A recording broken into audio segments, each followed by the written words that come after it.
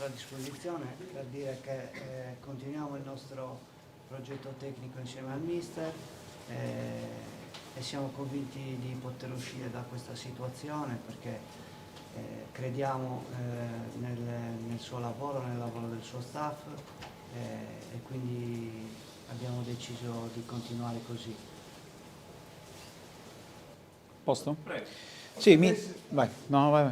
Potrebbe esserci un ritiro, ma non un punitivo proprio per far concentrare meglio la squadra, farli stare insieme. Ma la squadra è concentrata, il ritiro lo facciamo spesso perché giriamo vari campi di allenamento e quindi non c'è bisogno di allontanarsi dalla città per continuare a lavorare come stiamo facendo, con professionalità, con intensità.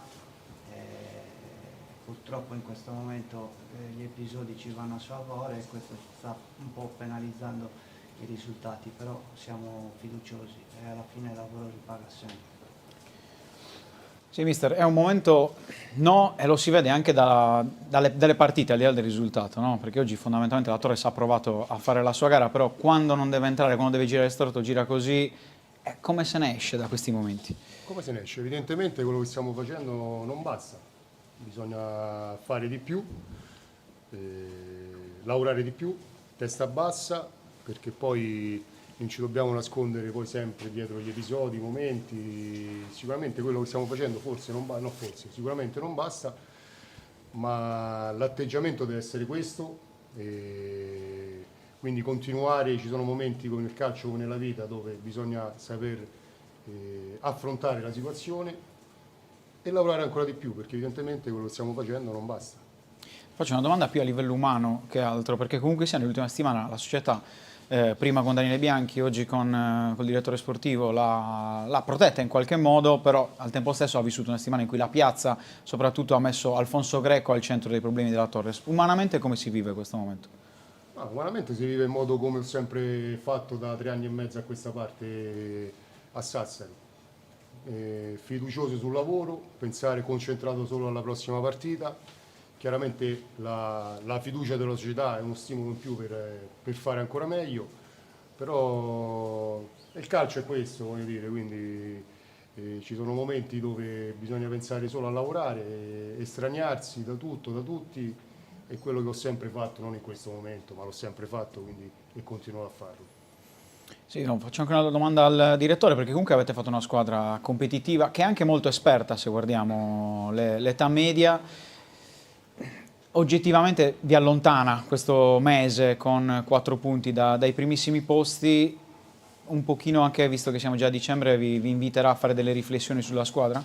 Ma a dicembre i campionati non si vincono, io ho molta fiducia in questi giocatori e mi sento di essergli grato perché comunque lavorano anche in condizioni che non sono sempre ottimali. È chiaro che una squadra forte ha su di sé gli occhi degli avversari, le pressioni di una piazza che in 121 anni di storia non ha mai raggiunto una categoria, ma noi vogliamo raggiungere questa categoria, cioè quello che dico sempre ai ragazzi è avete la possibilità di diventare eterni vincendo un campionato qua. Se sarà subito o nei prossimi anni questo non lo so, però ho fiducia nel lavoro che si sta facendo, nei progressi minimi anche a livello organizzativo, infrastrutturale. Queste sono cose importanti e alla fine sono punti, quindi io non mi sento di condannare nessuno. Capisco l'ansia di una piazza che vuole raggiungere in tempi celeri e arrivare in Serie B dove non è mai arrivata, però è importante poi arrivare in Serie B, essere strutturati, avere la possibilità di rimanere e di lavorare in maniera sempre più professionale. Quindi io credo che sia fondamentale questo ovviamente se i tifosi, la piazza ha voglia di sostenerci in questo nostro percorso di crescita, a noi fa piacere, perché il clima di tensione o il dover vincere ogni partita mette una pressione che non è positiva, è negativa. I fischi non servono a niente, i ragazzi vanno sostenuti e vi posso garantire che lavorano con grande professionalità e non sempre in condizioni ideali, quindi questa è una discriminante che è importante conoscere prima di valutare, fischiare e fare delle azioni che non sono produttive e non portano beneficio alla squadra.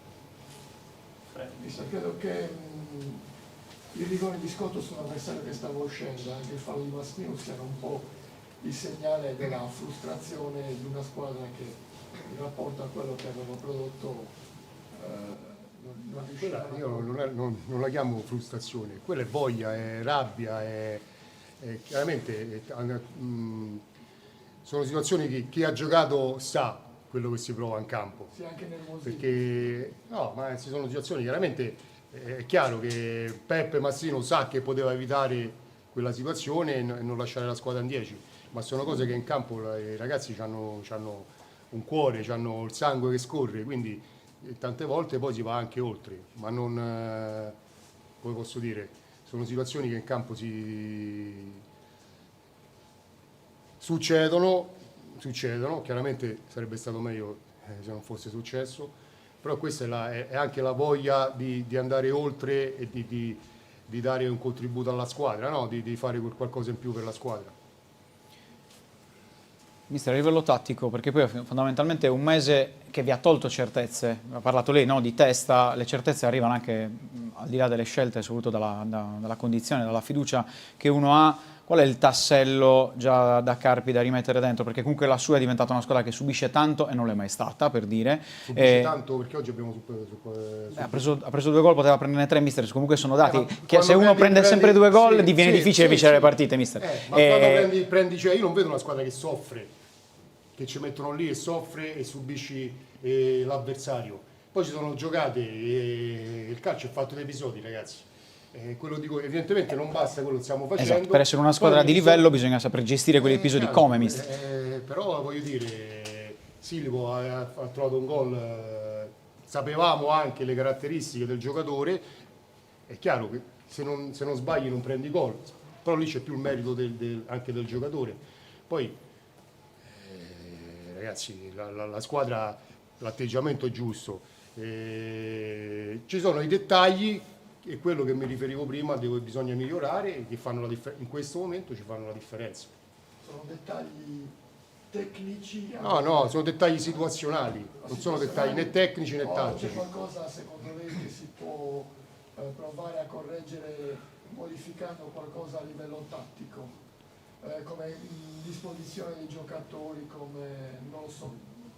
Non credo sia una questione di moduli o di tattica, perché ripeto, se avessi visto una squadra che subisce un atteggiamento sbagliato, allora c'era qualcosa da rivedere. Però tatticamente anche oggi hanno fatto una partita per come l'avevamo preparata. Poi ragazzi, il calcio è quando vinci sei bravo, quando perdi sei insomaro. Ma questo qui vale dappertutto. Siamo venuti noi 3 per rappresentare la squadra, ecco, quindi l'unica cosa che ci teniamo a dire, parliamo a nome di tutti, è che ci assumiamo tutte le responsabilità del momento.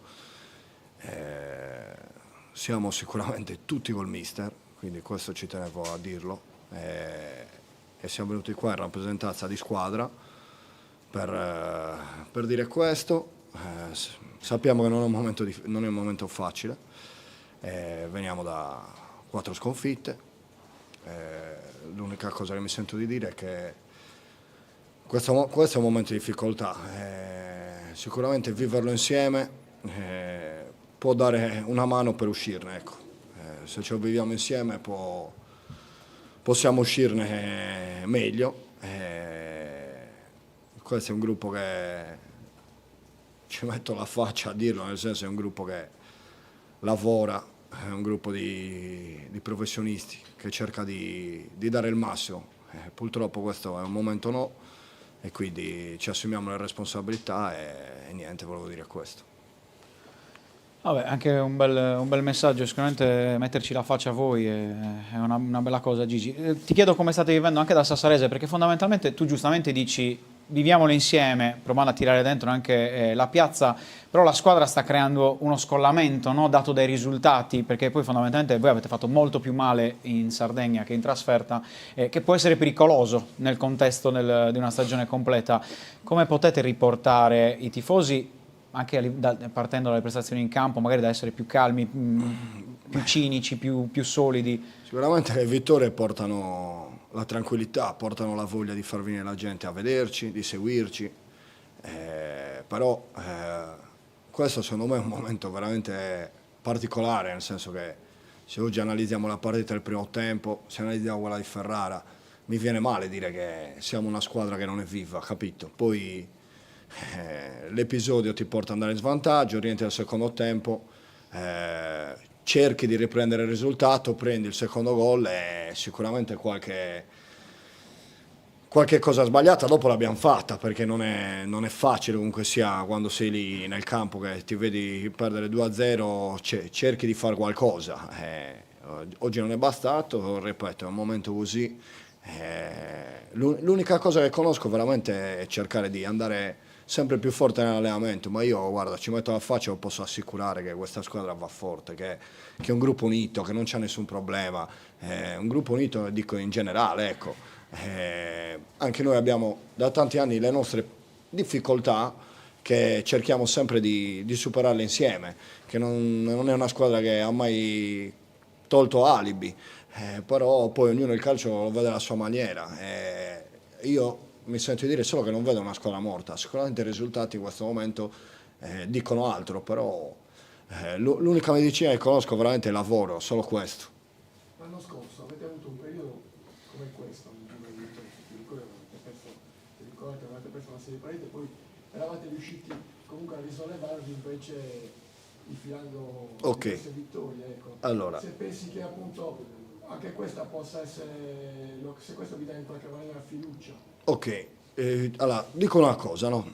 Parliamo l'anno scorso, quest'anno. Allora, l'anno scorso abbiamo fatto un campionato dove l'entusiasmo ci portava ad andare avanti, ok? Quindi è stato un campionato, secondo me, oltre le aspettative.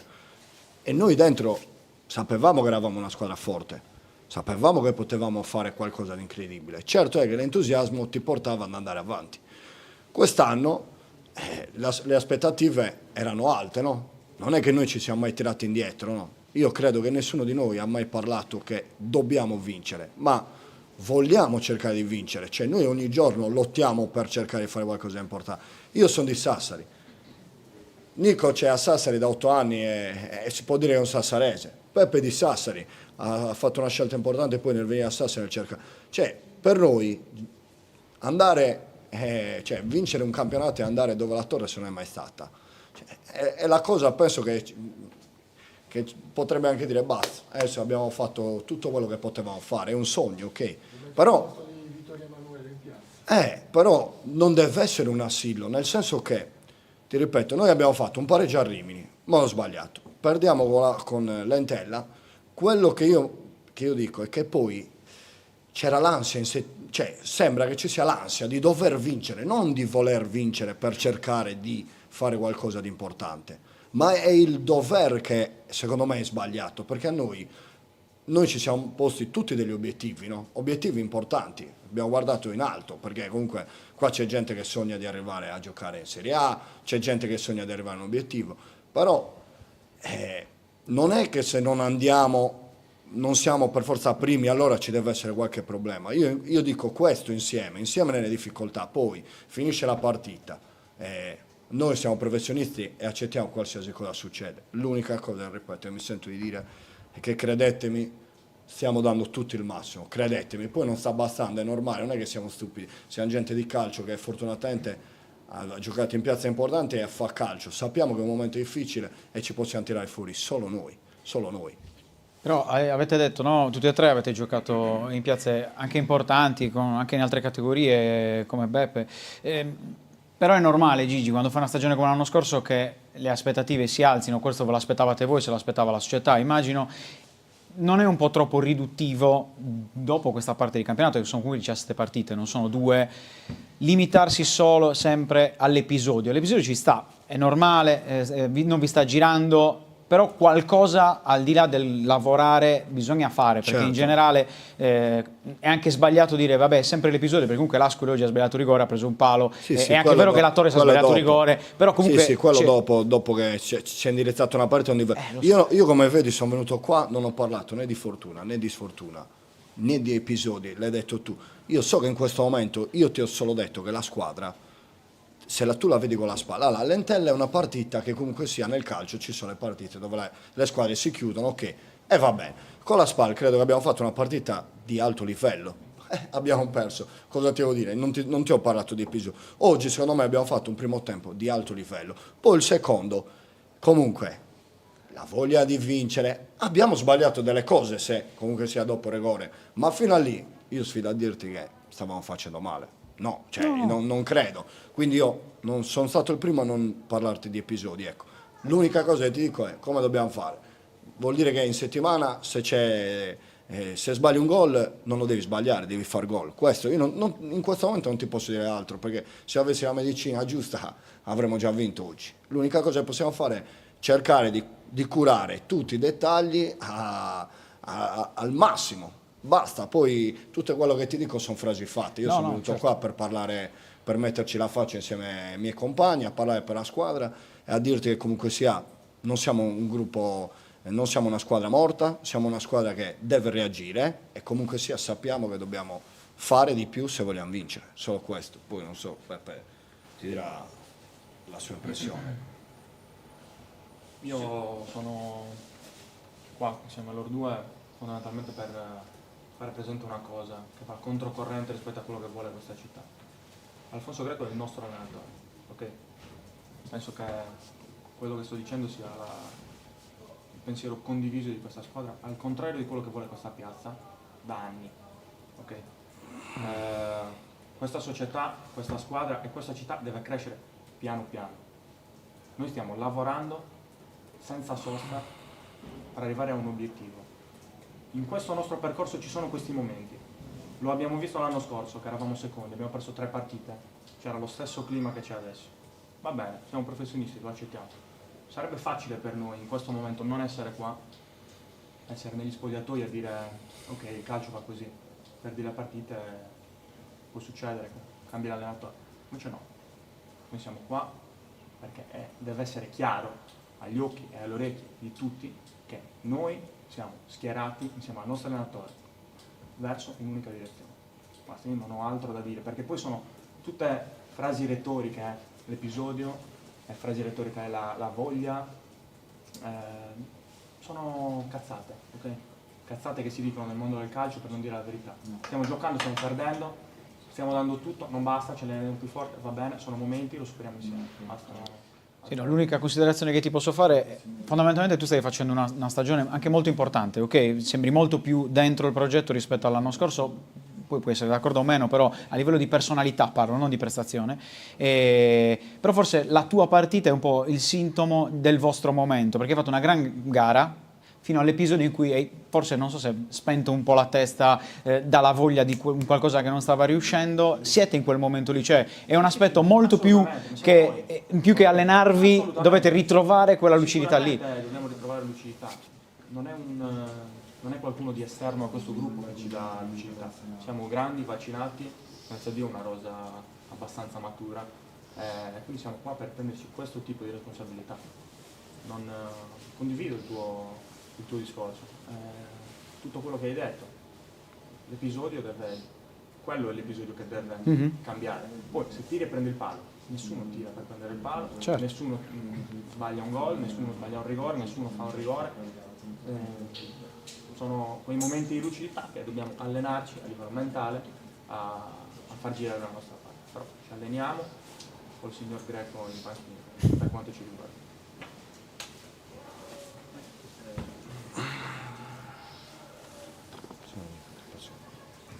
Vabbè, hanno già detto il pensiero che accomuna tutta la squadra, in riferimento al mister, perché non c'è da aggiungere altro. Volevo parlare di un episodio che è successo nel primo tempo, nel momento di frustrazione. Mi sono girato verso la tribuna, ho fatto un gesto non carino nei confronti del pubblico, non c'è nessun tipo di giustificazione, niente, solo quello volevo dire.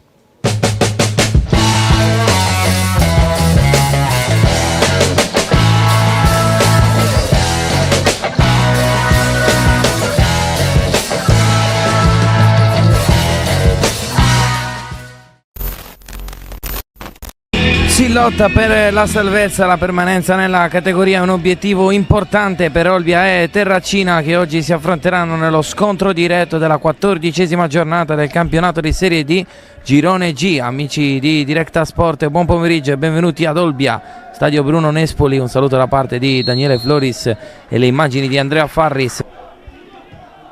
Sbaglia, tocco centrale, Sadai, è un buon recupero questo, c'è Dorato sulla destra, cercato Dorato in area di rigore, Dorato! Alto, sopra la traversa, occasione per il Terracina. Rizzo, sinistro in mezzo, Alves Furtado la tocca bene per De Grazia, area di rigore, va sul destro, De Grazia! Sfiora la traversa, sfiora anche il gol dell'1-0, rimessa dal fondo, però l'Olbia mette un pizzico in più di qualità in campo. Accetto, Mauti, serve ancora l'11, chiude l'1-2, Mauti, ancora Accetto, riesce a passare in area di rigore, Accetto, la mette in mezzo, dichiara e poi arriva il gol, Dorato a segnare per il Terracina, e 0-1 a Olbia. Esulta il settore ospiti, che voi non vedete, sono arrivati circa in 15 dalla provincia di Latina. Alves Furtado sulla destra, va sul mancino, poi bella l'imbucata verso Marroni, palla in mezzo, De Grazia pareggia l'Olbia 1-1 con De Grazia.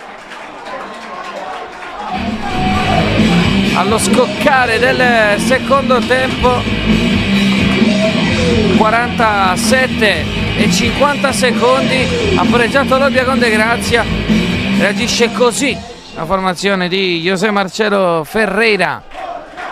Colpo di testa di Vecchio, Rizzo perde palla, centrocampo, Pecchia allarga bene Sadai, in ritardo Janowski che recupera, Sadai l'imbucata dentro, Mauti e poi ancora a due passi si mangia il gol Santiago Matias Dorato.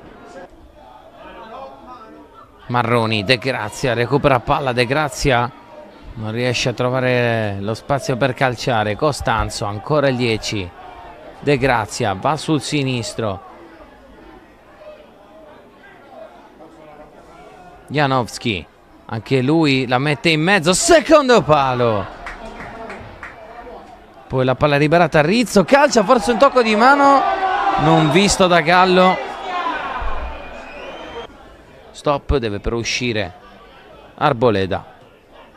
De Grazia si accentra, 1-2, ancora la trama dell'Olbia, Alves Furtado, che gol, che gol, Alves Furtado col sinistro pesca l'angolo a portare avanti l'Olbia al 69esimo minuto, 2-1.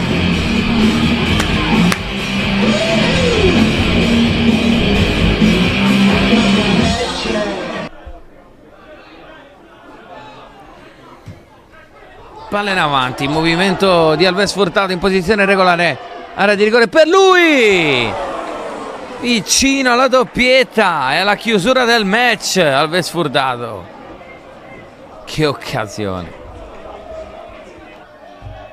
interviene ancora lui a centrocampo, recupera palla Franco, trovato bene centralmente Ronci, Ronci col sinistro di Chiara, viene impegnato in calcio d'angolo.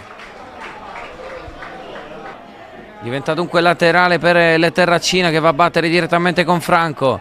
Rimessa lunga per il 13, Vecchia da allungare, palo!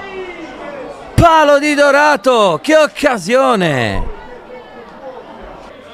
Da quella posizione è stato trovato il palo, batte malissimo Franco e poi sinistro! Mamma mia! Vicino all'incrocio! Antonio Ronci.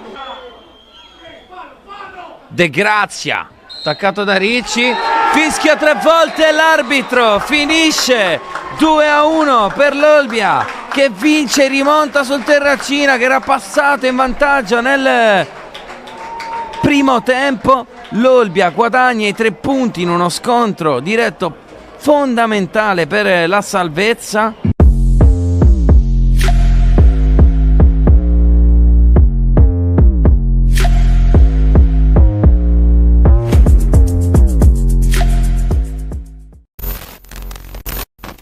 Tre punti necessari per continuare a sognare o per il proprio percorso nella salvezza e per restare in Serie D. Amici sportivi, benvenuti a Monterotondo, dove fra poco andrà in scena al Fausto Cecconi Real Monterotondo contro Atletico Uri.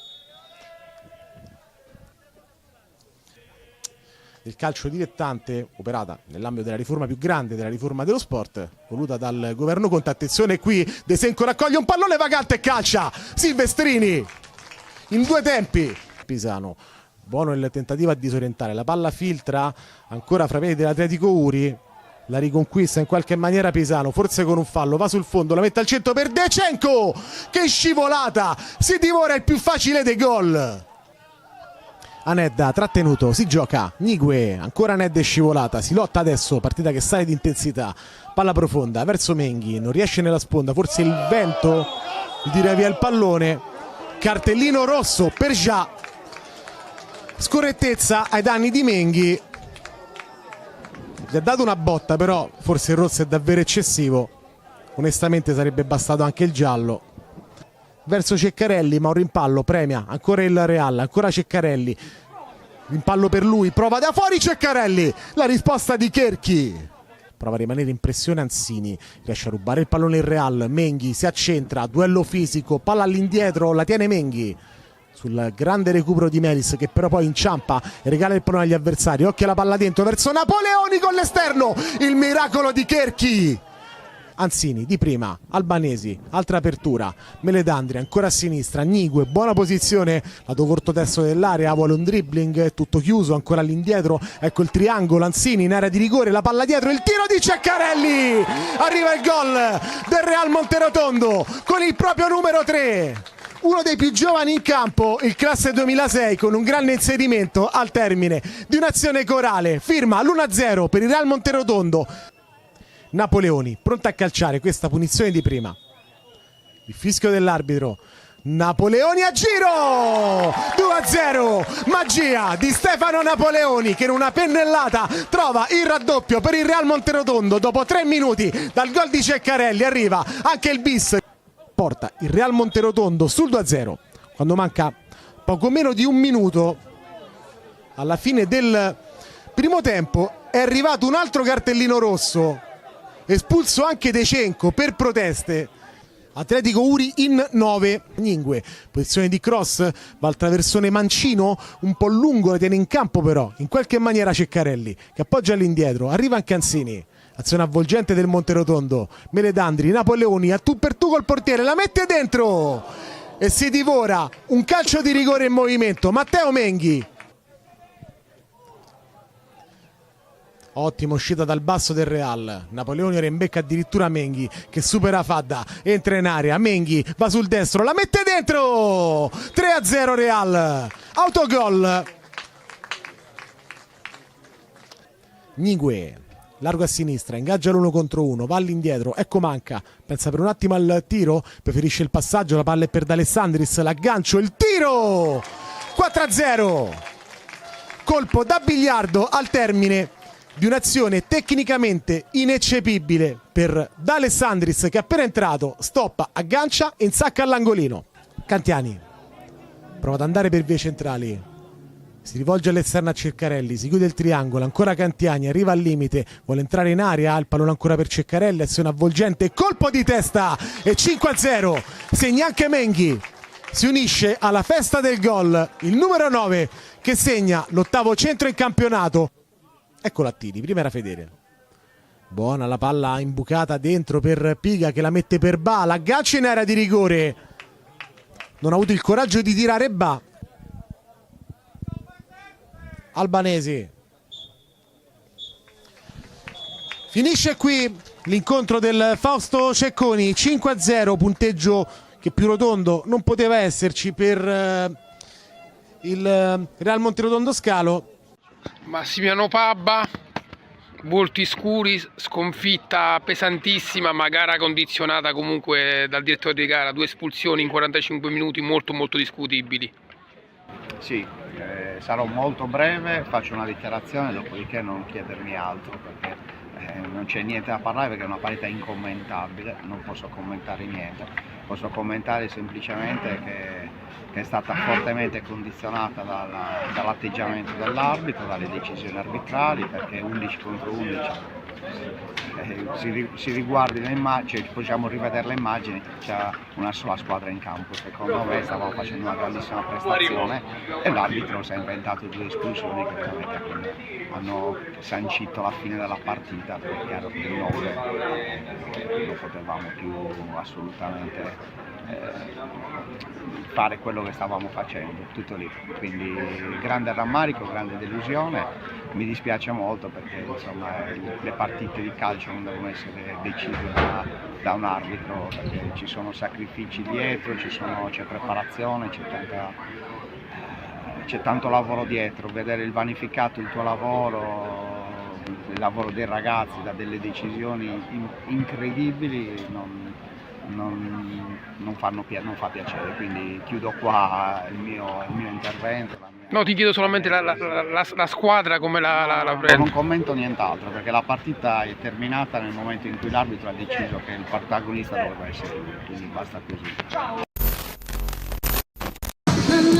Buon pomeriggio da Luigi Falqui con le immagini a cura di Riccardo Carta. Siamo in diretta da Lisarranasi Tertenia per la 14ª giornata del Girone G di Serie D. Si affrontano la Costa Orientale Sarda e il Savoia. Fare la difesa, compreso il portiere De Mondi Spirè dal lato a centrocampo. Davanti invece dovrebbe essere Flores alle spalle di Pinna e di Santoro, con la parità che è iniziata adesso con il primo possesso degli ospiti. Zedu più o meno sotto controllo, allora si va direttamente in area, palla molto lunga, ci ha provato Rossi, di più non poteva fare, strappa allora gli applausi del pubblico.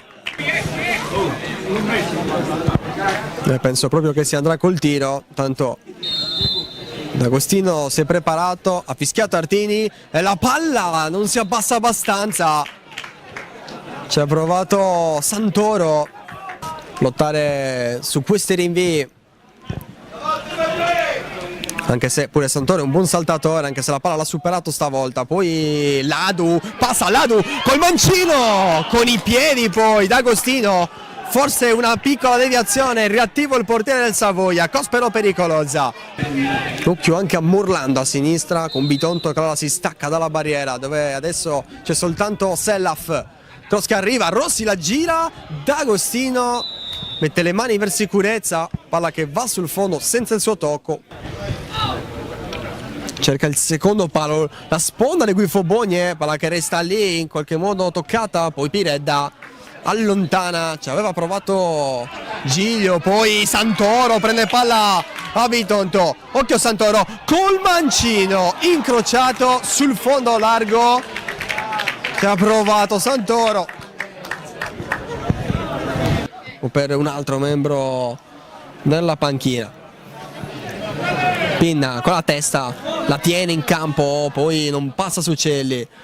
La gioca ma praticamente la dà a Morlando. Ladu, teso con deviazione, palla che è sulla linea. La tenuta D'Agostino che vorrebbe andare già a lungo, sceglie la soluzione a sinistra da Del Mondo. Lauria dentro l'area, colpo di testa che arriva facile dalle braccia di Sciascia. Guadagna metri però il Savoia. E allora si va adesso lungo in zona Maniero, disturbato da Rozzi che lo tocca col gomito, in effetti però si gioca con Bitonto che vede la porta, ci ha voluto provare. Nulla da fare alla fine, col pallone che non si è mai abbassato. Era una buona idea, De Mons ce l'ha il tiro, però ha colpito male. Ora Rossi, rimasto in avanti, riesce a metterla giù, Rossi, gran lavoro. Floris deve provare a concretizzare la cos, idea per Loi, passa a Loi, ancora a Loi, sul destro Loi, potrebbe calciare, lo fa!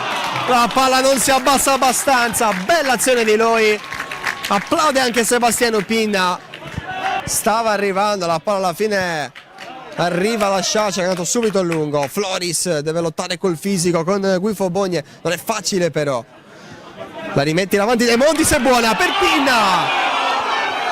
Aveva parato D'Agostino, era tutto fermo però, fuori gioco di Pinna che aspetta di vedere come si sistemano i suoi là davanti. C'è Lado come riferimento più avanzato lungo linea, la palla è proprio per lui ma la recupera il Savoia con Del Mondo, Pireda, e allora occhio che può ancora ripartire la cosa, a sinistra lui vorrebbe la palla, anche Pinna per inserirsi, scelto il 17 quando erano contro uno, lui tiro che diventa un assist, salvataggio ancora a lui, palla che si impenna, Pezzon e poi alla fine se l'è cavata il Savoia con Pinna che invece batte, anche Pireda pensa di entrare.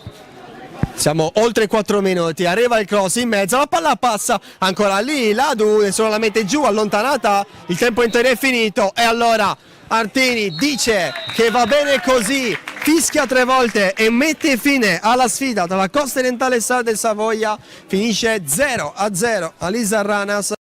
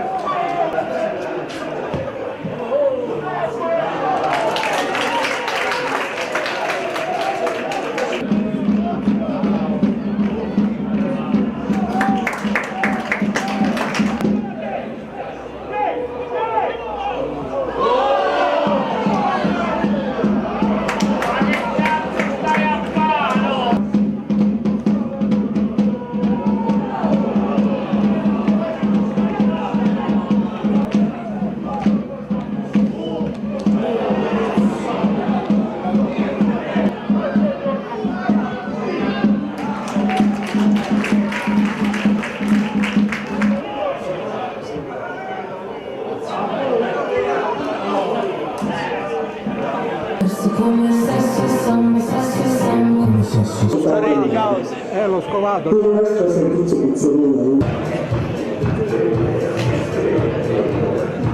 Ciao a tutti, ciao, buon Natale a tutti.